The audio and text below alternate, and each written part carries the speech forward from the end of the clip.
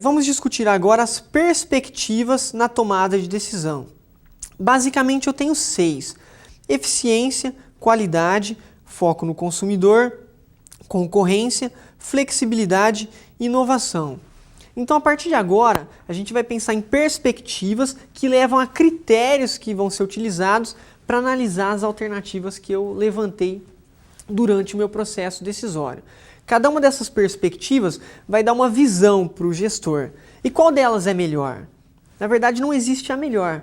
O que a gente vê é que em algumas empresas predomina essa ou aquela perspectiva. Só que, de modo algum, as empresas podem ignorar qualquer uma delas. Por exemplo, imagina uma empresa que tem uma preocupação muito grande com o custo, ela quer ser muito eficiente. E aí, todos os investimentos que ela faz, todas as decisões que ela toma, sempre levam em consideração o custo. Só que se ela deixar de olhar para o mercado, o que vai acontecer? Pode ser que o consumidor passe a ficar insatisfeito com esse produto. Pode ser que esse produto não mais atenda às necessidades do mercado. E aí o produto vai vender? Não. Então não adianta você ser muito eficiente se você não conseguir atingir o seu público-alvo, não conseguir satisfazer necessidades. O que a gente tira disso? É importante trabalhar com várias perspectivas ao mesmo tempo, apesar de que sempre predomina uma ou outra de acordo com a estratégia competitiva da empresa. Bom, a primeira perspectiva é a eficiência. Então aqui nós temos 3 possibilidades: aumentar a produtividade, reduzir os custos operacionais e reduzir os custos dos insumos. Qual que é o foco da eficiência? Quando a gente pensa em eficiência, a gente está pensando numa relação entre output e input. O que é isso? O processo produtivo, e toda organização tem um processo produtivo. O processo produtivo ou de transformação das organizações, ele tem entradas. Quais são as entradas? Pode ser o próprio consumidor, matéria-prima, tecnologia, equipamentos, e ele usa tudo isso aí para fazer um processo de transformação e gerar os outputs. O que é o output? É o produto fabricado ou serviço prestado, é o nível de satisfação do cliente e assim por diante. Então, quando a gente pensa em relação entre output e input, eu quero saber, por exemplo, quantos produtos eu consigo fabricar com determinada capacidade produtiva, certo? Com determinadas máquinas, equipamentos, tecnologia. Quanto mais produtos eu fabricar, com a mesma tecnologia produtiva, mais eficiente eu estou sendo. Então, muitas organizações decidem pensando em produtividade, aumentar a capacidade da organização de produzir sem mexer nos recursos produtivos que ela tem. Por quê? Porque ela consegue diluir o custo fixo dela e cada vez ter ou uma margem de lucro maior ou um preço menor. Para ficar clara essa questão de diluir custos fixos, vamos imaginar que uma empresa paga aluguel, por exemplo, e ela paga R$1.000 de aluguel. E ela faz 100 produtos, qualquer produto, 100 calçados num determinado dia, num determinado mês, que o aluguel refere-se ao mês.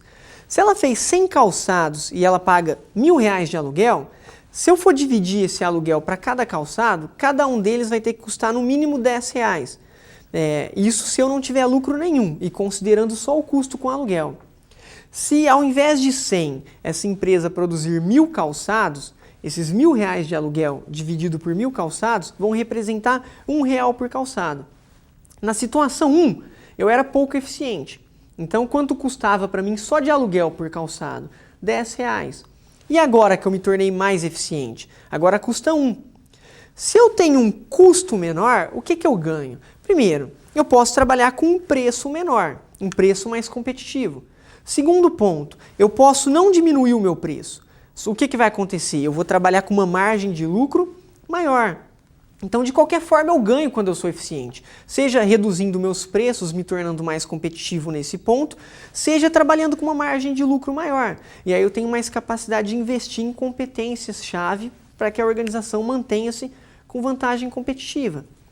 Eu posso pensar também em diminuir a qualidade dos meus insumos, diminuir a qualidade da matéria-prima. Nesse caso, obviamente, de alguma maneira eu vou comprometer o produto que está sendo fabricado. Agora, e se o consumidor não está tão preocupado com isso? Se o consumidor não tem essa percepção tão aguçada a respeito da qualidade do produto?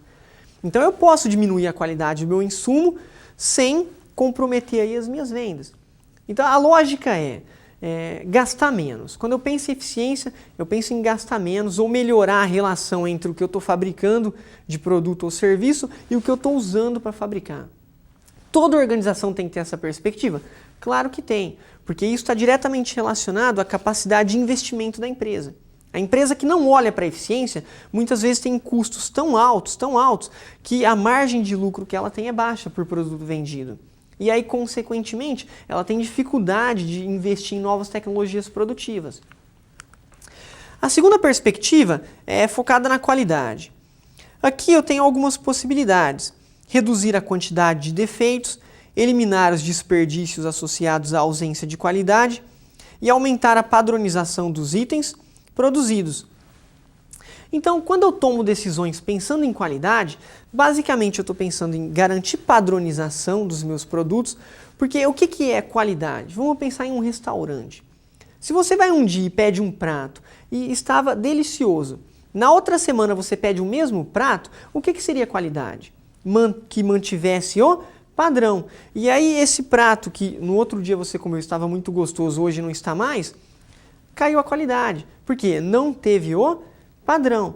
As empresas, quando pensam em produtos fabricados e serviços prestados, elas pensam em como manter a padronização, como manter o mesmo padrão de processo produtivo. Por quê? Ou de atendimento ao cliente, até de gestão de pessoas eu tenho que pensar em manter o padrão. Porque se o seu processo produtivo ou de gestão sofre muita alteração, é muito variável, você vai frustrar um monte de gente. Porque se você tem um padrão bom, as pessoas vão esperar que esse padrão se repita ao longo do tempo. Se esse padrão cai, as pessoas vão se frustrar. Então, se você vai ser ruim, é melhor você ser ruim sempre. E se você vai ser bom, você tem que se esforçar para manter esse padrão de excelência ao longo do tempo. Essa variabilidade aí acaba causando sérios prejuízos para a organização. Só que qualidade não é só padronização, padrão. Qualidade está relacionado a reduzir defeitos. Então, muitas vezes, quando as empresas pensam em investir num novo sistema de informação ou em uma nova tecnologia produtiva, até num novo sistema de ponto para os funcionários, quando eles chegam e quando eles deixam a empresa, no que elas estão pensando? Em diminuir a quantidade de erros no processo. Porque qual que é o problema de muitos erros? Se você tem muitos erros, você gasta muito tempo corrigindo o erro. E tempo custa dinheiro, porque você vai ter profissionais alocados para isso. E esses profissionais poderiam estar fazendo alguma outra coisa. Então errar custa dinheiro. Se você investe para diminuir a quantidade de erros, você vai estar otimizando aí os seus processos produtivos. Você vai estar aproveitando melhor os seus recursos. Essa seria a segunda perspectiva. Melhorar a imagem da empresa no mercado e aumentar a satisfação dos clientes, o que gera propaganda boca a boca positiva, lealdade e recompra. Então, quando você toma decisões num contexto organizacional, você sempre tem que pensar no consumidor. O que vai mudar para o consumidor? Será que vai melhorar? Será que vai piorar? Será que ele vai perceber que a qualidade do meu produto está mudando, a qualidade do serviço está mudando? Ele vai ficar mais ou vai ficar menos satisfeito? E por que eu tenho que me preocupar com a imagem da empresa, por exemplo? Se você tem uma imagem de status e de qualidade elevada, dependendo das decisões que você toma, você vai passar uma outra percepção para o consumidor, de que a qualidade está diminuindo, de que não tem tanto status assim comprar a tua marca, por exemplo. Vamos pensar que você trabalha com grife, e aí você está tendo alguns problemas no mercado. A primeira alternativa que você pensa é diminuir preço. Qual que é o problema de diminuir preço quando a gente está falando em grife? O problema é que você tem uma chance muito grande de queimar a tua marca. Então, vai influenciar negativamente a imagem que muitas vezes você demorou para construir. Imagina que você trabalha com comércio eletrônico e pensando exclusivamente na eficiência, você começa a trabalhar com transportadoras com menos profissionais. E essas transportadoras começam a atrasar muito as entregas dos pedidos. O que vai acontecer? A tua imagem no mercado, que era de confiança, que passava credibilidade, vai passar a ser associada com uma empresa que não cumpre as promessas, não cumpre prazo. Então, dependendo das decisões que você tomar, você vai manter, vai melhorar ou vai comprometer negativamente a imagem que o consumidor tem. E tem a questão da satisfação, porque se você toma decisões que deixam o cliente satisfeito, provavelmente esse consumidor vai falar bem da sua empresa para outros consumidores. Provavelmente, quando você lançar produtos novos no mercado, ou quando ele for comprar novamente o produto, ele vai pesquisar pouco. Isso é um cliente leal. É aquele que compra do seu sem pesquisar muito ofertas concorrentes. E ainda tem a questão da lembrança da marca. Ele vai lembrar sempre da sua, certo? Então a lógica é, quando você vai tomar decisões, sempre pensa em como o consumidor vai ser afetado. Se você olha só para a questão da eficiência, você está deixando de lado aí um dos principais stakeholders da organização. E aí você pode comprometer a sua competitividade de médio e longo prazo. Aumentar lucro de curto prazo, causando prejuízos ao consumidor, nunca é recomendado, porque a capacidade da organização de se manter competitiva dentro de alguns meses ou anos, provavelmente vai ser comprometida. Então não vale a pena lucrar muito agora às custas da satisfação do seu consumidor. A quarta perspectiva foca na concorrência. Aqui, a grande preocupação é como os concorrentes irão reagir às decisões tomadas e quais as consequências de tal reação. Então, quando você trabalha com essa perspectiva da concorrência, quando você está decidindo, você está sempre pensando no quê? Se eu decidir isso, se eu fizer isso, como meus concorrentes vão reagir? Tá? E essa reação deles vai influenciar quanto a minha competitividade? Vamos pensar, se você abaixa preço, seu concorrente pode abaixar preço. Se ele abaixar preço, o que vai acontecer? Nem você nem ele vai aumentar as vendas, porque você diminui o preço, ele também, você vai continuar vendendo o que você vendia e ele idem. Nesse caso, quem é que ganhou? Ninguém ganhou. Agora, e se você faz uma promoção de curto prazo e deixa isso bem explícito? Provavelmente o seu concorrente não vai reagir. Então, só pensando entre promoção ou redução de preço, é sempre recomendado uma promoção de curto prazo, porque isso gera menos retaliação. Essa seria uma preocupação, por exemplo, de quem está focado no concorrente. Se você vai lançar um produto novo no mercado, será que o concorrente tem tecnologia para lançar o mesmo produto? Ou será que ele vai esperar você lançar e vai fazer uma coisa que a gente chama de engenharia reversa?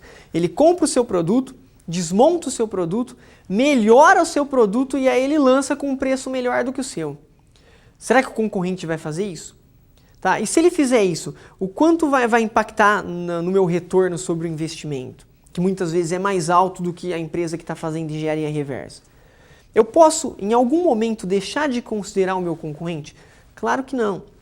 Porque considerando que a empresa é um sistema aberto, então ela sofre influência do ambiente externo e influencia esse ambiente externo, se você deixar de considerar como os concorrentes vão influenciar a tua empresa, provavelmente você vai perder a sua capacidade de reação a médio e longo prazo. Então essa é uma outra perspectiva que não pode ser ignorada em hipótese alguma. A quinta possibilidade ou perspectiva foca na flexibilidade.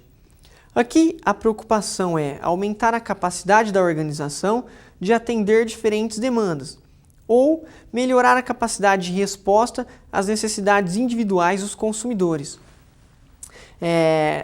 Há muitos anos atrás, quando o Ford lançou a empresa dele, a Ford Company, ele fabricava um produto, o Ford T preto.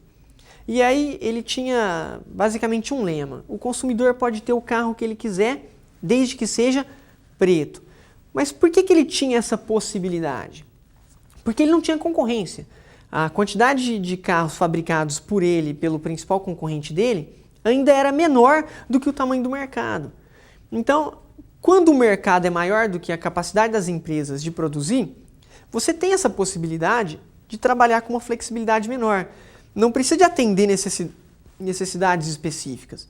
Você pode atender um conjunto de necessidades genéricas e o consumidor, se quiser, compra, se não quiser, não compra.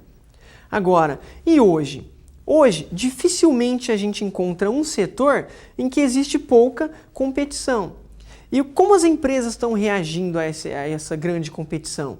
Elas estão cada vez mais desenvolvendo sua flexibilidade e sua capacidade de se adaptar à demanda de cada consumidor. Se você quiser montar um notebook na Dell do jeito que você quiser, Você pode? Você acessa o site, você pode. Se você quiser personalizar o seu carro, você pode? Acessa o site da montadora e você pode.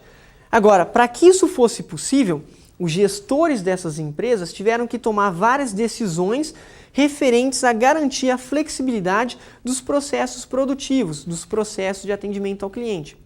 Uma empresa que não é flexível hoje, dificilmente se mantém no mercado. E é por isso que a gente tem que considerar a flexibilidade também como um critério na tomada de decisão. Para finalizar, a gente tem o foco na inovação. Aqui, a ideia é aproveitar as ondas de inovação. Por exemplo, os televisores.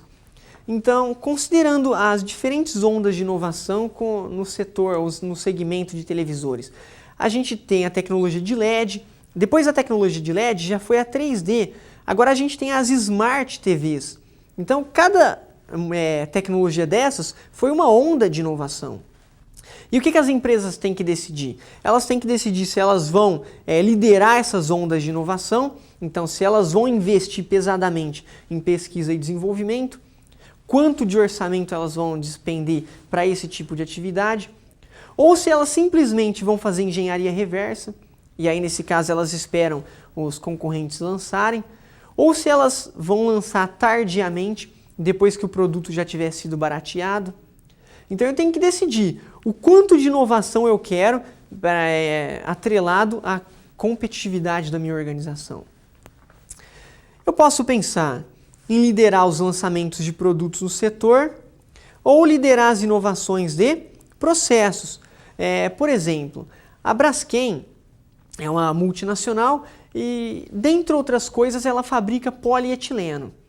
E, normalmente, o polietileno, que é o plástico que a gente conhece, ele provém do petróleo. Ela desenvolveu uma tecnologia recentemente que é capaz de tirar o polietileno do etanol, que é uma matéria-prima renovável. Para que isso fosse possível, os gestores tomaram várias decisões que garantiram à empresa essa capacidade inovativa. Quais foram os resultados disso? A empresa que inicialmente fabricava o polietileno a partir do etanol, em um pedacinho de uma fábrica, ela abriu uma fábrica só para fabricar esse tipo de produto, porque a demanda foi muito maior do que eles esperavam. Isso aqui é até inovação de processo. É o mesmo produto, polietileno, só que eu estou trabalhando agora com inovação de processo. Agora, em vez de tirar do petróleo, eu tiro do etanol. Você tem que pensar em inovação hoje? Com certeza. Por quê? Seja para liderar o setor ou para acompanhar as inovações que estão ocorrendo, você tem que considerar, você tem que identificar o que está acontecendo, o que os concorrentes estão fazendo, tendências de tecnologias, de produtos e de processos, porque senão a tua empresa perde competitividade. E para garantir isso, eu tenho por trás vários decisores que estão conduzindo processos de tomada de decisão, sempre atentos à inovação do setor em que as organizações deles atuam.